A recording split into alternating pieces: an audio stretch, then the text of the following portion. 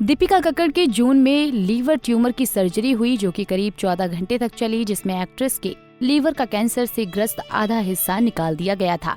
Surgery के कुछ महीने बाद दीपिका की सेहत फिर से बिगड़ रही है, जिसकी वजह टारगेटेड थेरेपी के दौरान होने वाले साइड इफेक्ट हैं, जिसमें दीपिका को बाल झड़ने, शरीर पर चकत्ते और अल्सर जैसी शिकायतें हो रही हैं।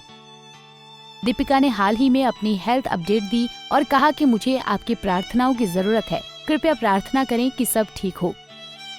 दीपिका कक्कड़ ने व्लॉग में कहा कि टारगेटेड थेरेपी की गोलियां लेते हुए 1 महीने से ज्यादा हो गया, इसलिए हमें फॉलो अप के लिए डॉक्टर के पास जाना होगा। हमने कुछ ब्लड टेस्ट और ECG करवाए हैं। मुझे थोड़ी घबराहट हो रही है। अब जब भी मैं इस बार किसी डॉक्टर के पास जाती हूँ तो मुझे ऐसा ही महसूस होता है। मुझे घबराहट हो रही है। हो सकता है कि अगले महीने जब हम मेरा स्कैन और ट्यूमर मार्कर टेस्ट दोबारा करवाएंगे तो ये और बढ़ जाए।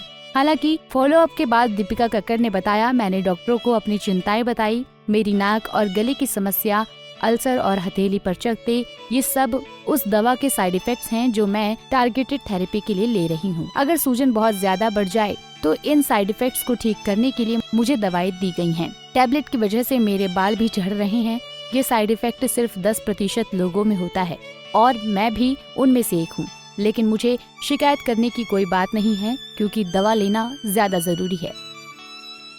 दीपिका ने कहा कि मैं प्रार्थना करती हूँ कि ये दवा अच्छा काम करे और कोई और मुश्किल ना आए।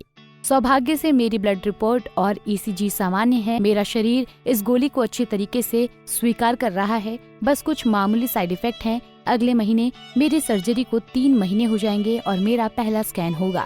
कृपया प्रार्थना करें कि सब ठीक हो। मुझे आपकी प्रार्थनाओं की जरूरत है। बता दें कि दीपिका के लीवर में टेनिस बॉल जितना बड़ा ट्यूमर था, जिसे सर्जरी से निकाला गया। इसके बाद डॉक्टर्स ने दीपिका को 1.5 साल तक इलाज करवाने की सलाह दी, क्योंकि उनके मुताबिक ट्यूमर दोबारा होने का खतरा ज्यादा होता है। डॉक्टर्स की सलाह पर दीपिका ने अपना अगला ट्रीटमेंट शुरू किया। टारगेटेड थेरेपी भी उनके उसी ट्रीटमेंट का हिस्सा है।